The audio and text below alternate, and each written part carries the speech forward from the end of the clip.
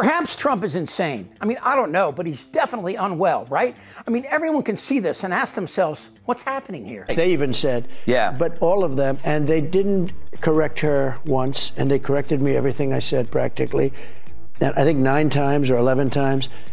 And the audience was absolutely, they went crazy. Of course, there was no audience at the debate. And more to the point, Trump can say whatever for forever, but it doesn't change the truth. The debate was such a colossal failure, it started the quick dissolution of the remaining conservative support. Once again, Donald Trump appears to be his own worst enemy. He got 28 minutes into his speech, convention speech in Milwaukee. Then he went on off the rails, and he's been off the rails ever since. To President Trump, he was childish.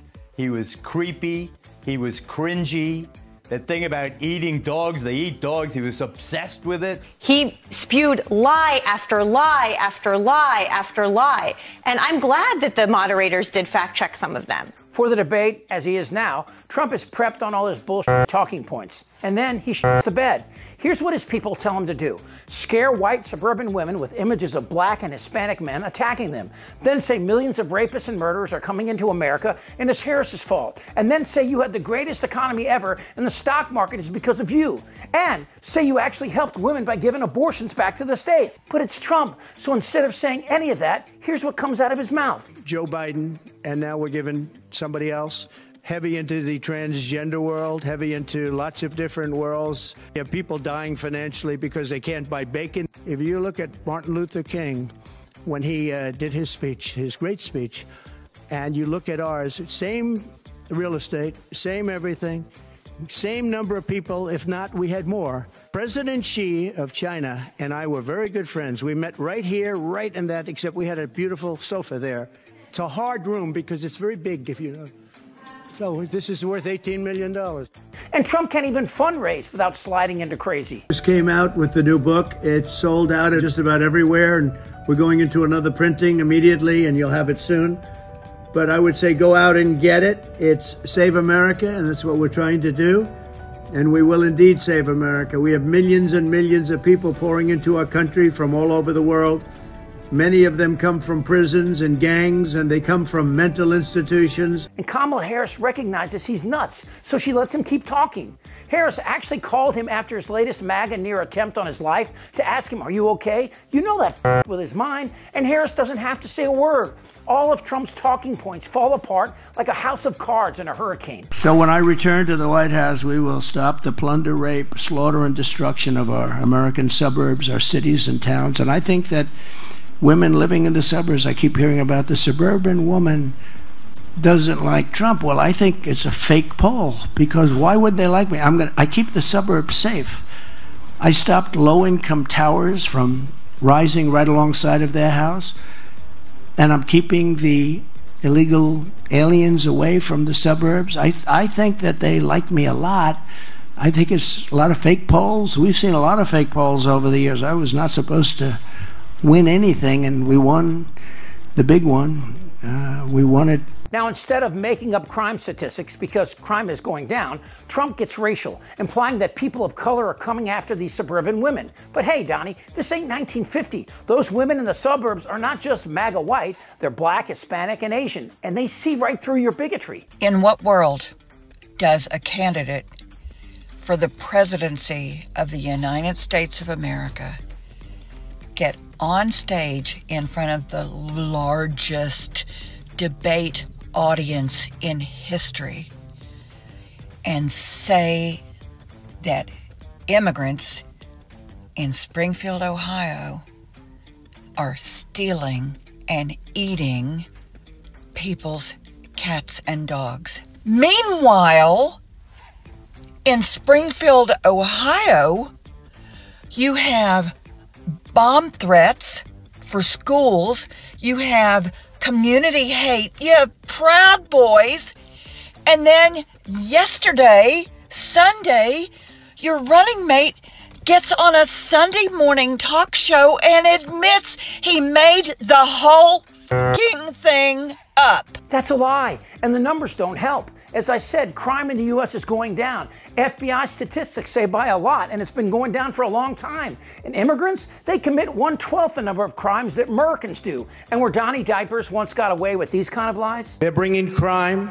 They're rapists. People are getting tired of baseless claims. And man, did this ever backfire. They're eating the dogs, the people that came in. They're eating the cats. They're eating the pets. Trump and Johnny Donuts took a lie, then injected it with steroids and expected the world to go, oh, you're right. But instead, the world said, what the hell are you talking about? The Donald Trump campaign is ramping up its investigation into a question that has plagued GOP scientists for decades. What country are Haitians from? Illegal Haitian migrants. Nobody knows where they come from. Where do Haitians come from? It is a scientific mystery as old as time itself. However, following a week of forensic analysis, Trump offered a new theory. We will do large deportations from Springfield, Ohio. We're going to get these people out. We're bringing them back to Venezuela. But not everyone is convinced that Haitians are from Venezuela. In fact, Trump's VP pick J.D. Vance put forth his own hypothesis as to where Haitians come from. 20,000 migrants, primarily from Haiti, have been dropped into Springfield, Ohio. Are Haitians from Haiti? Trump managed to shit himself in Ohio, a state that he was almost certain to win. Why? Because he's nuts. Right now, the trend line showed this story where she's doing maybe a little better than she was with a clear path to 270. She has an absolutely clear path to 270. I would argue at this particular hour, this was the best polling for Kamala Harris, arguably of the entire campaign, because in the states that she needs to win, Wisconsin, Michigan, and Pennsylvania, the average of the polls do, in fact, show her ahead. And she doesn't need to win any of those southern battleground states if she wins those northern battleground states to get to exactly 270 electoral votes. All right. And, of course, Harris destroyed him in the debate on immigration, highlighting Trump spiking the bipartisan bill that would have made a real difference. I'm going to actually do something really unusual, and I'm going to invite you to attend one of Donald Trump's rallies, because it's a really interesting thing to watch. You will see during the course of his rallies, he talks about fictional characters like Hannibal Lecter. He will talk about windmills cause cancer. And what you will also notice is that people start leaving his rallies early out of exhaustion and boredom. Vice President Harris, thank you. President Trump, on that point, I want to get your response. Well, I would like to respond. Let me just ask, though, why did you try to kill that bill, and successfully so, that would have put thousands of additional agents and officers on the border? First, let me respond as to the rallies. She said people start leaving. People don't go to her rallies. There's no reason to go. People don't leave my rallies. We have the biggest rallies, the most incredible rallies in the history of politics. When a car gets imported from overseas and a tariff gets paid on it, that added cost gets passed on to you, the consumer. The Honda sedan might have cost $25,000 before the tariff. Now it's going to cost $28,000. You're going to pay it. And you can make an argument about why that might be good policy for other reasons, helping domestic car production. What you cannot do, absolutely, is argue with a straight face that the tariff makes cars cheaper. You know, when it comes to the economy, let's start with Trump's stock market. The last 30 days, the market has hit 5 all-time highs, and Trump's response is comical and really kind of sad. With 4 more years of Kamala, your finances will never recover.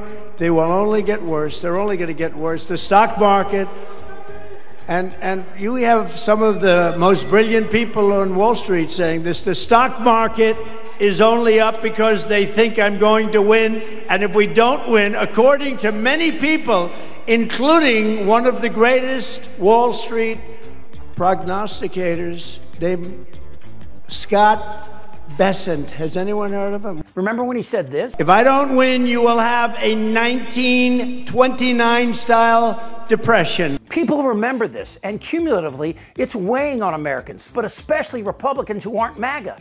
Trump is crazy, and with few exceptions, everything he says strengthens that case. The late, great Hannibal Lecter is a wonderful man. He oftentimes would have a friend for dinner. Perhaps this was Trump's ultimate undoing. If you look at what we've done with Roe v. Wade, we did something that everyone said couldn't be done, and we got it done, and I give great credit to the Supreme Court and the justices for having the courage to do it. What they did is very simply give it back to the state. And I'll tell you, the Democrats are the radicals on this because they're willing to have abortions in the 7th, 8th, 9th month, execution after birth. It's an execution, no longer abortion, because the baby is born. There is no state in this country where it is legal to kill a baby after it's born. Trump's cognitive state is declining so rapidly, his people are flummoxed. How do we shut him up? And here's the really bad news. The data scientist who predicted the 2020 presidential election is now predicting a landslide for Kamala Harris. Northwestern University data scientist Thomas Miller said Harris will knock Trump out in a landslide election. He told Fortune magazine it's gone from a drastic landslide in Trump's direction to a drastic landslide for Harris. Here's my prediction. If Harris wins, whatever is left of Trump's sanity will resemble the back of his pants after a round of golf. In other words, it's the end. As his mind deteriorates, the people he's screwed over since day one will step aside and allow fate to find him and allow his enemies to destroy him. But Harris, being Harris, will in public be the gracious winner. And even in private, she won't spend her time ripping an old white racist and his insane venom, because it isn't the first time she overcame this kind of person, and probably not the last. She will include Republicans in her cabinet, and as she says, look forward, not back. But me? Well, forgive me, Kamala, if I revel in the loss of this poisonous snake and take a few days to look back and sneak a satisfying smile. But I'm not smiling. Not yet. Goddamn right. I'm ready. Let's go. This isn't their Republican Party anymore. Trust me. Shut the fuck up, Darren. Who's with me? Oh, yeah, the lie. Indictable. Out of sheer morbid curiosity, I'm allowing this freak show to continue. I don't want to talk about this stuff. Am I wrong? Yes. Tick-tock. You're in a lot of trouble, Donnie. I think he's crazy. I'm Chip Franklin.